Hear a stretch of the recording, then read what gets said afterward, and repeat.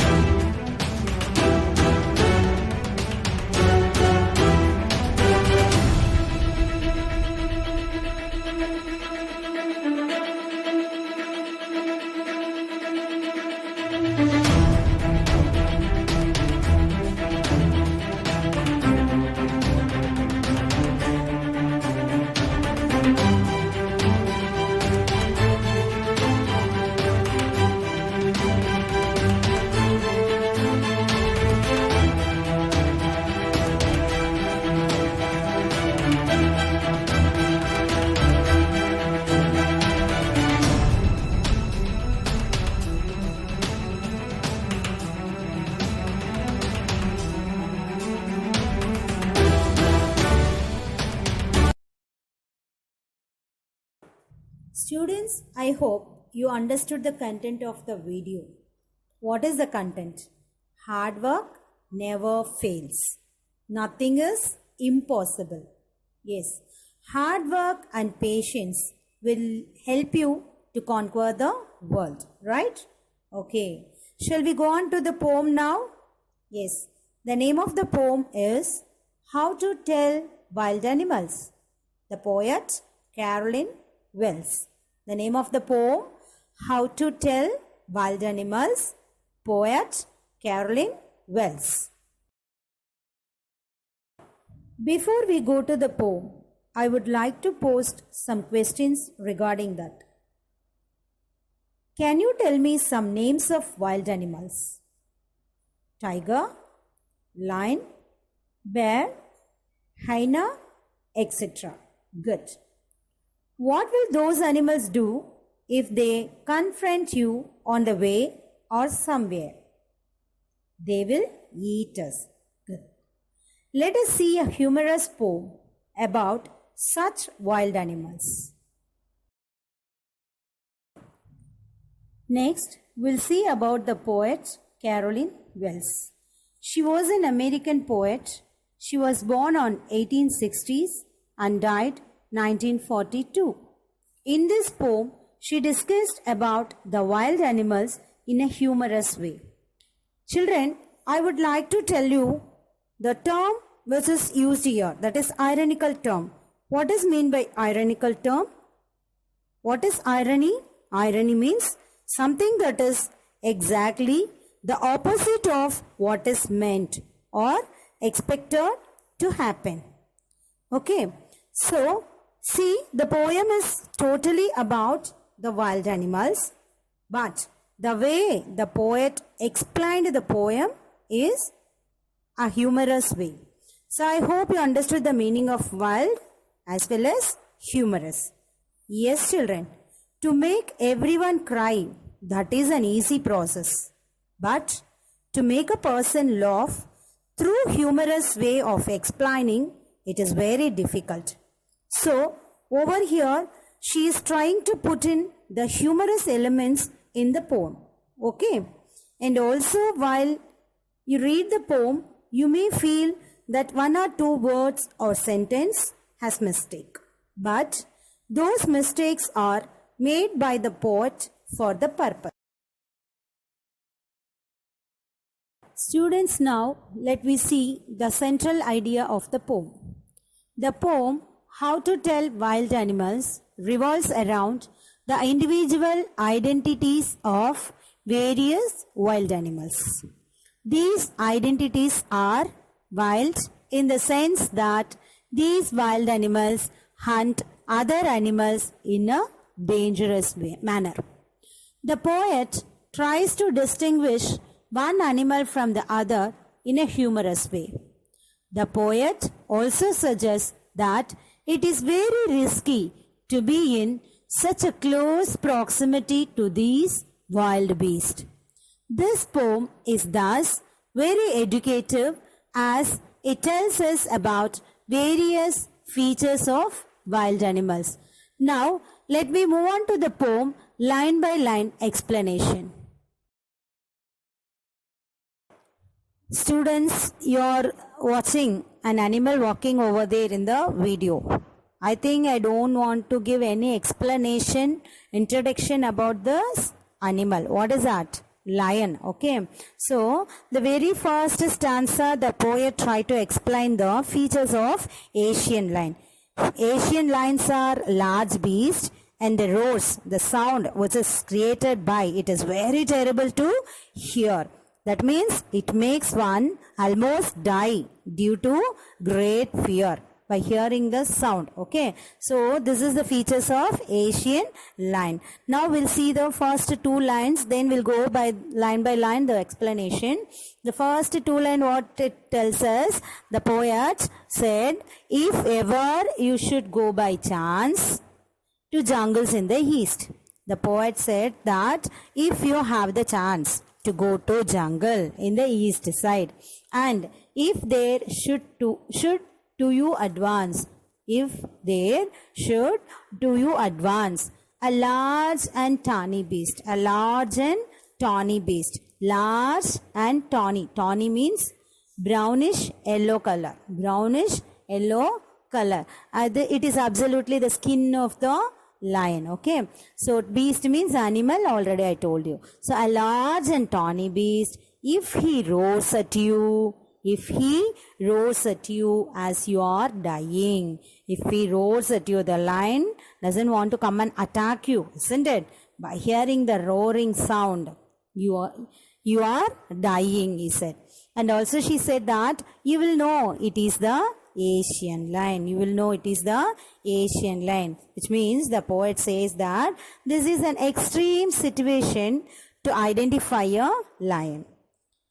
If the lion roars, it is very fearsome and that you feel like you are dying, then you can be sure that you are near a lion. And that you are near a lion. Yes, children, already I told you the poet used some sentences or words in the poem in a grammatical error. Okay. Why? Some purpose. What is the purpose? The poet wants to bring some humor in this poem. Okay. According to this, the third line of the stanza. What is the third line? If there should do you advance. This is not absolutely suit for this stanza, but she used here. For this it is called inversion. Inversion means is an error making by the poet by purpose. Okay. Now what is the purpose? Some humor, isn't it? So what is this called? Inversion. Inversion means inversion. Inversion.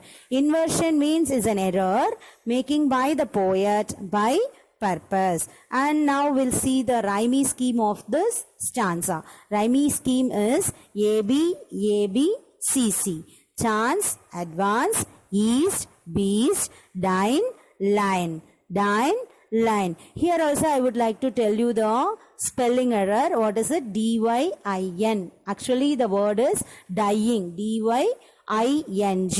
So here also the poetic term is used, that is poetic license. Poetic license means only the poet have the license to change words in the poem in order to bring the rhyming words, isn't it? That is enjoy the poem, so that the poet only have the license to change the words. Okay, children, not the reader. So now you understand. So what you understood from this? That is the lion, if it doesn't want to come and attack you, by hearing the roaring sound, the people can die because of the fear. Such a sound. Okay, children. So what is the rhyming scheme is used here? A, B, A, B, C, C. Okay.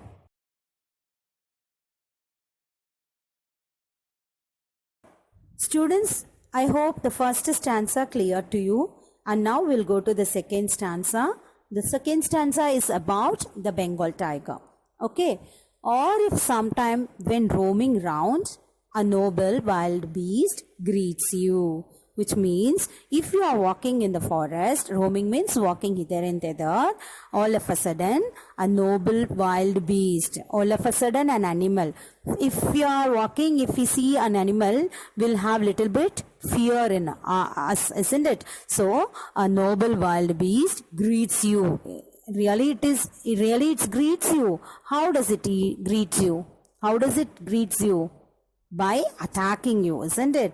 Generally, if we see the person, we will greet them by saying hi, namaste, good morning and all, isn't it? But here the poet used a noble wild beast greets you. All of a sudden it appear in front of you with black stripes on a yellow ground, which means there is an yellow body. There is a yellow body with black stripes. There is a yellow body with black stripes. Just notice if he eats you. He means here the Bengal tiger.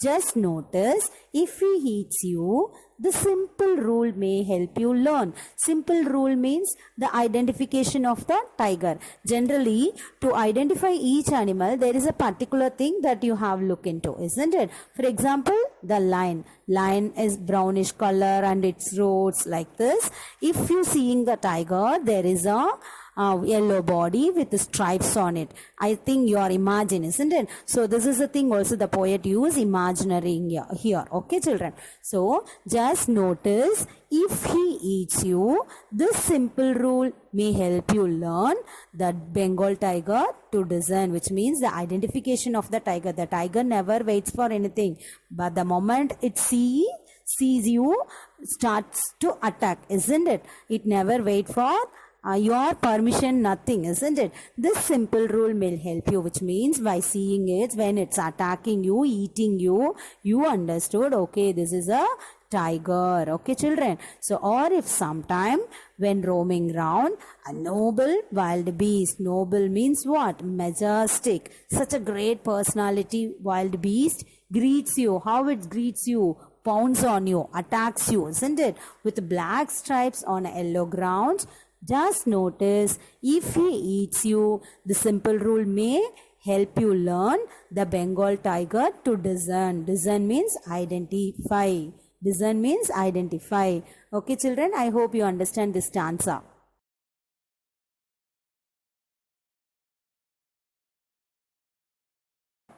Yes, students. So far we have seen two stanzas in this poem.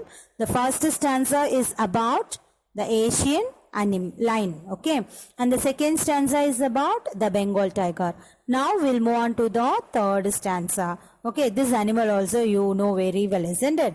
By seeing the video itself, you understood what is the animal. Anyway, the poet wants to introduce it. Okay, so the third stanza is, if strolling forth a beast you view.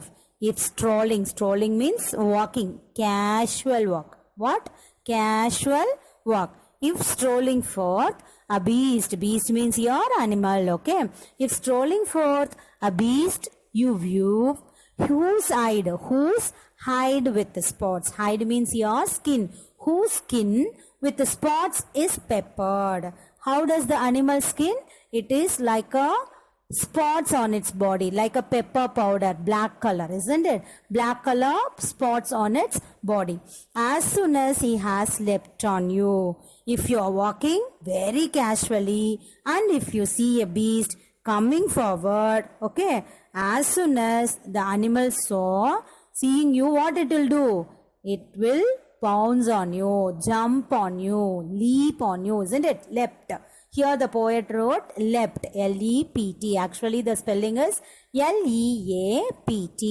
Already we discussed about these words, these kind of words are called a poetic license. Okay. As soon as he has leapt on you, you will know it is the leopard. The moment only you will know it is the leopard. Okay.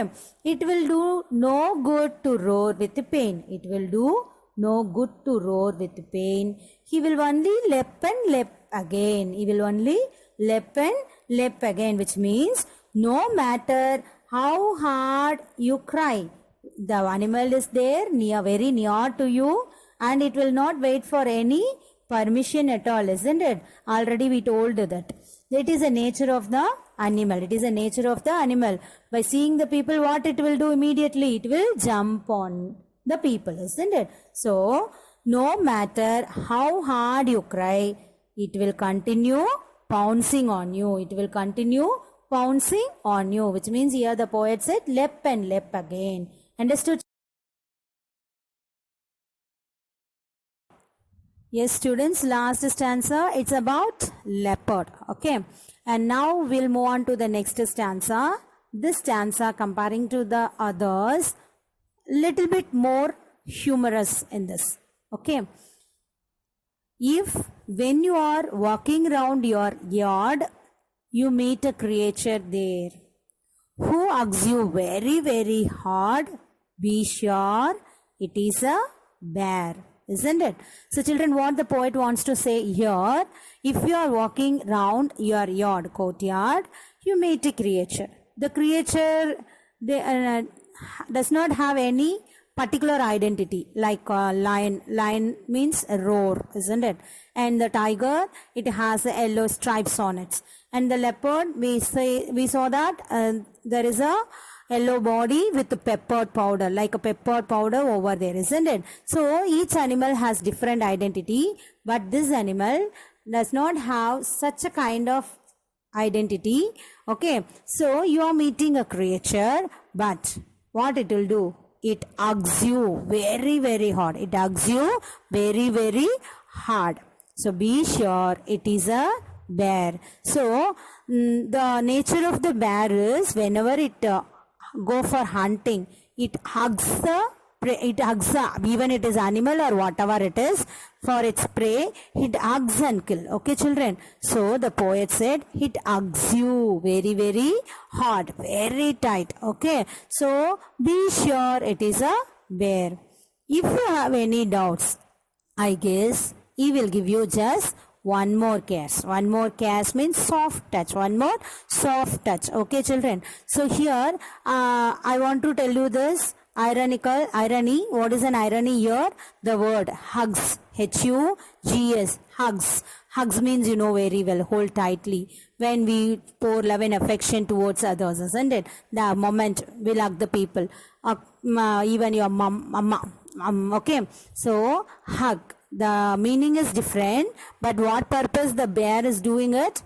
For killing, isn't it? So it is an irony. We discussed what is the meaning of irony and before itself. Okay children, and there is another poetic device here, very, very, very, very continuously together it is coming. So it is called repetition. It is called repetition. And you may have the question in your paper, what is a humorous element used in this stanza? The humorous element is here, who hugs you very, very hard. Okay children, what and all you learn from this poem? Irony. The particular word is irony. What is the irony word here? Hugs. And repetition. What is a repetition? Very, very. It is repetition. And also the poetic humorous element. What is a humorous element? Who hugs you very, very hard. Yes. So the poet said, if when you are walking round your yard, you meet a creature there who hugs you very, very hard. So the bear hugs people or animal, whatever it is, for the killing purpose. Okay, it will kill the person, people. So for that purpose, it hugs. Okay children, I think you understood well.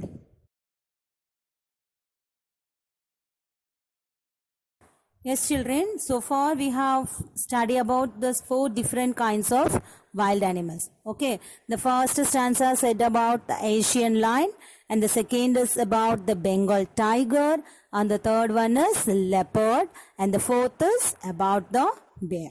Now we are going to see the fifth stanza.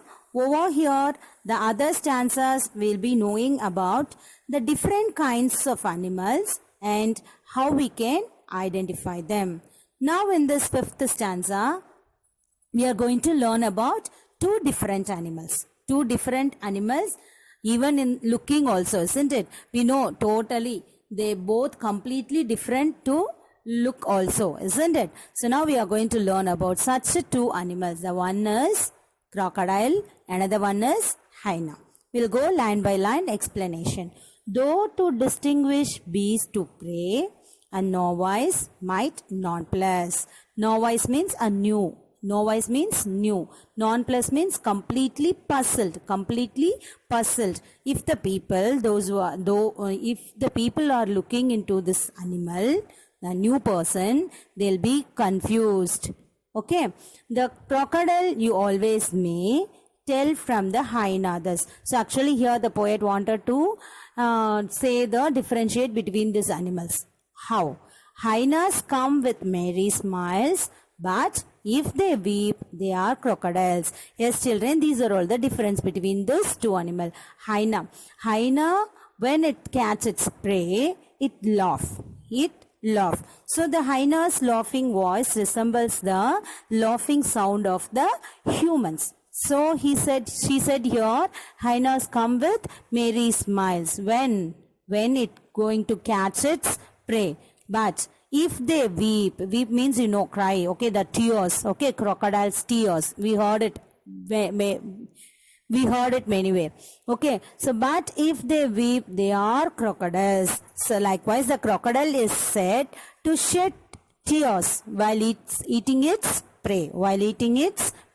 So the poet wants that the people should not wait for a hyena to laugh or for a crocodile to shed tears. They should guard themselves against such traits of these wild animals. Okay. Yeah, children, this is the last stanza, final stanza of this poem. Okay, sixth stanza about the chameleon. You know very well, isn't it? What is the nature of it? Changing its color wherever they are. Okay, so the true chameleon is small, a lizard sort of thing. He hasn't any ears at all and not a single wing. If there is nothing on the tree, it is the chameleon you see. It is the chameleon you see. Once again, the true chameleon is small. Okay, we can call it as a forest lizard. Okay, the true chameleon is small, a lizard sort of thing. He hasn't any ears at all and not a single wing. If there is nothing on the tree, it is the chameleon you see. Here, the poet describes about chameleon, as you all know very well, isn't it? A chameleon is a small garden lizard. It does not have ears or wings. The poet says that if one is not able to see anything on the tree, one will find that there is chameleon sitting there. Because what will happen? It will change the color. If chameleon is there among the green color, the full body of this chameleon change it into green. If it is in brown, the same it's brown. Blue as same, isn't it? So likewise, the poet said that if one is not able to see anything on the tree, one will find that there is a chameleon sitting there. The chameleon is a master of camouflage, as it changes its colors as per its surroundings. Thus, it is difficult to spot it. This camouflaging attribute is natural to the chameleon as it helps it to escape from its enemies. Okay, children, now you understood about the characteristics, that is features of the animals. Yes, children, finally we'll come to the end of this session. What is this? Poetic devices or figure of speech. Already we discussed in between the stanzas while we are reading. Okay, along with this, these are also. There are personification also there in the poem, alliteration, and enjambment. Okay, what is the meaning of personification? You know, person's quality given to the non-living things or human. It is the non-living things or animal. Okay, so it is the attribution of a personal nature or human characteristics to something non-human, that is animal, plant or non-living thing. In the poem, the poet uses personification. Example, she describes the lion, the leopard and the bear by the pronoun he, which is used for humans. In addition, a bear does not hug its prey but crushes to death. So this is again an example of personification. Another one is alliteration. Alliteration, it is the occurrence of the same letter or sound at the beginning of adjacent or closely connected words. In the poem, the poet uses alliteration. For example, you as you are dying, whose hide, when you are walking, round your yard, etc. Okay. And the third one is enjambment. Enjambment means without any past, the continuation of the sentence. It is a continuation of a sentence without a pause beyond the end of a line or couplet or stanza. Here in the poem, poet uses enjambment. If ever you should go by chance to jungles in the east. Okay, I hope you understood. Apart from this, we have seen, what is that? Repetition we have seen, and humorous element we have seen. Okay, I hope you understood this poem very well. Yes, right. Students, now the value of the poem. What may be the value of the poem? Totally study the whole poem is about, it contains humors, isn't it? So humor is the best medicine for every ailment in life. Humor increases our energy and decreases our pain. Thus, the poem is fully a vitalizer, right? Good children. Have a smile always.